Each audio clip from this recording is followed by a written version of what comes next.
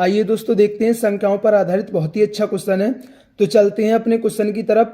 किसी संख्या और उसके व्युत्क्रम का औसत 4 है, उसके घन और उसके व्युत्क्रम का औसत है।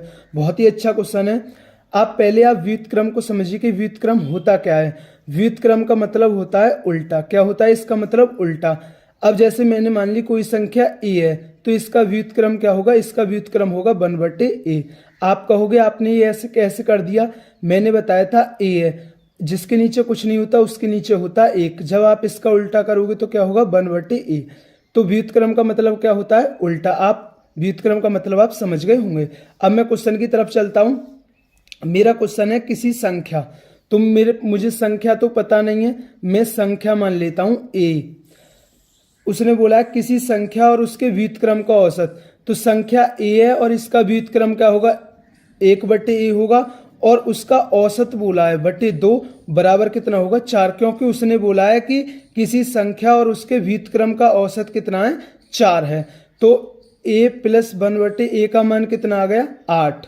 अब उसने पूछा है उसके घन और उसके व्युत्क्रम का औसत है। अब जैसे संख्या a है, इसका घन क्या होगा?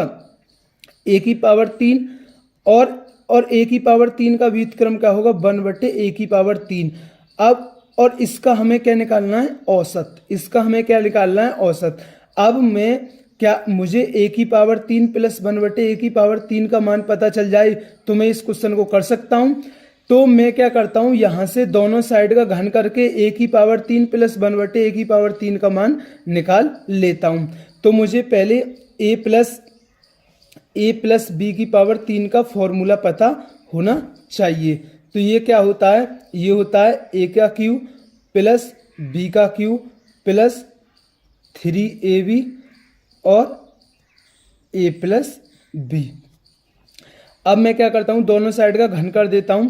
तो a³ + b³ + 3ab और a का मान a है और b का मान क्या है? 1/a है।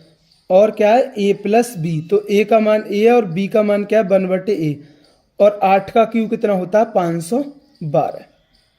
8 का क्यूब कितना होता है? 512। अब a से a कट गया और a + 1/a का मान कितना है? 8। तो 8 दिया 24। जब 24 प्लस का उधर जाके माइनस का हो जाएगा तो a⁻3 + 1/a⁻3 का मान कितना आ जाएगा? जब इसमें से 24 घटेगा तो कितना आएगा? 488। तो मेरे पास a⁻3 + 1/a⁻3 का मान कितना आ गया? 488। अब तो मैं इस मान को यहाँ रख देता हूँ। तो 488/2। तो आंसर कितना आ गया? 244। तो दोस्तों मैं उम्मीद करता हूँ कि ये क्वेश्चन आपके समझ में आया होगा और बहुत ही अच्छा क्वेश्चन था। थैंक यू दोस्तों।